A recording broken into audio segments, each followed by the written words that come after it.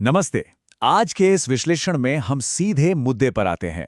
मुंबई के मीरा रोड इलाके में हाल ही में जो चाकूबाजी की घटना हुई, उसने सबको चौंका दिया है।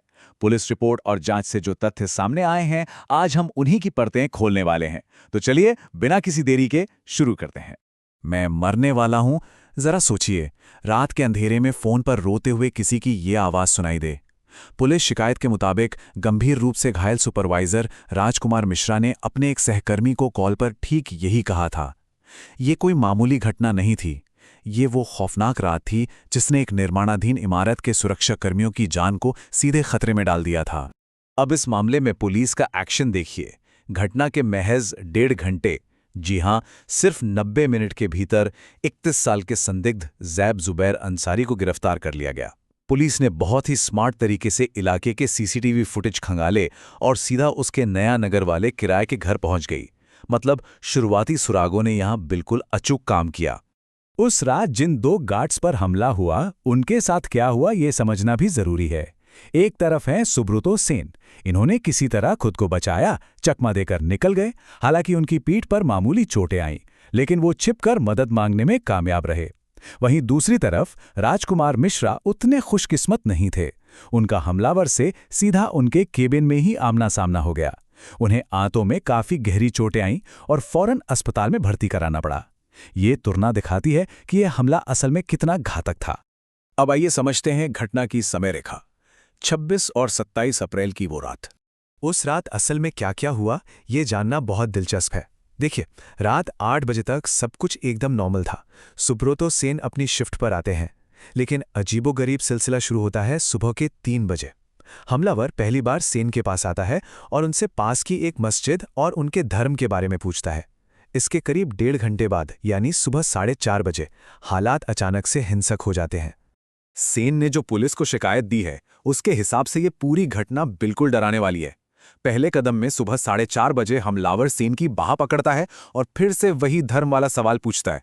दूसरे कदम में जैसे ही सेन वहां से बचने की कोशिश करते हैं, वो उनकी पीठ में चाकू मार देता है। तीसरा कदम, वो भागते हुए सेन का पीछा करता है और सीधा सुपरवाइजर मिश्रा के कैबिन में घुस जाता है। और फिर आखिरी कदम में वहां जाकर वो मिश्रा से कलमा पढ़ने को कहता है, और जब वो ऐसा नहीं कर पाते तो वो उन्हें भी चाकू मार देता है। ये पूरा घटनाक्रम साफ दिखाता है कि हमलावर का इरादा क्या था। तो अब बात करते हैं इस हमलावर की प्रोफाइल के बारे में। जैब जुबैर अंसारी।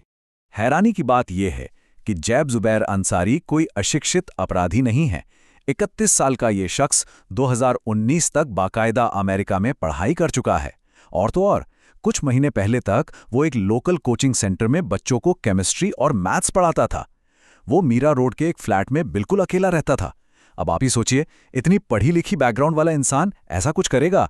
यही बात इस केस को इतना उलझा हुआ बना देती है। जांच में एक और दिलचस्प डिटेल सामने आई है। पता चला है कि अंसारी के मकान मालिक ने उसे 5 मई तक अपना वो किराए का फ्लैट खाली करने का नोटिस दे दिया था।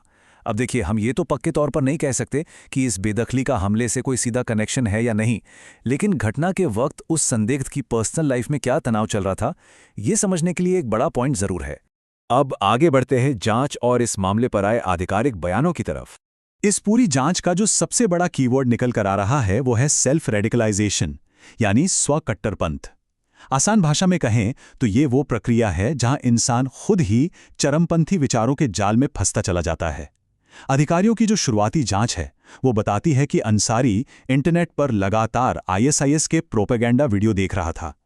कहा जा रहा है कि इन्हीं किताबों और ऑनलाइन कंटेंट ने ही उसे कट्टरपंथी बनाने का काम किया है। और ये बात सिर्फ एक पुलिस थ्योरी तक सीमित नहीं है। महाराष्ट्र के मुख्यमंत्री देवेंद्र फडणवीस ने अपने आधिकारिक बयान में साफ कहा है कि किताबों, साहित्य और इंटरनेट के माध्यम से आरोपी ने खुद को कट्टरपंथी बना लिया। उन्होंने ये भी बताया कि इस हमले का एक जिहादी मकसद था, जहां एक खास धर्म के लोगों को टारगेट किया गया। हम यहां बिना कोई पक्ष लिए सीधे तौर पर सिर्फ वही तथ्य बता रहे हैं जो प्रशासन ने ऑन रिकॉर्ड कहे हैं। अब क्योंकि ये मामला इतना सीरियस है, तो जांच का दायरा भी बढ़ना ही था। लोकल कोर्ट ने इस संदिग्ध को 4 मई तक सीधा एंटी टेररिज्म स्क्वाड यानी एटीएस की कस्टडी में भेज दिया है। एटीएस अब इस बात की गहराई से जांच करेगी कि क्या ये सिर्फ एक अकेले इंसान का काम था या इसके तार किसी बड़ी चरमपंथी साजिश या नेटवर्क से जुड़े हुए हैं।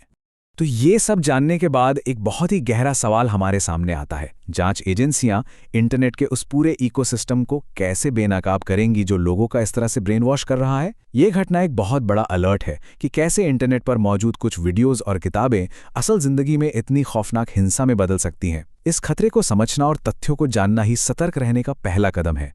इस विश्लेषण में हमारे साथ जुड़ने के लिए धन्यवाद।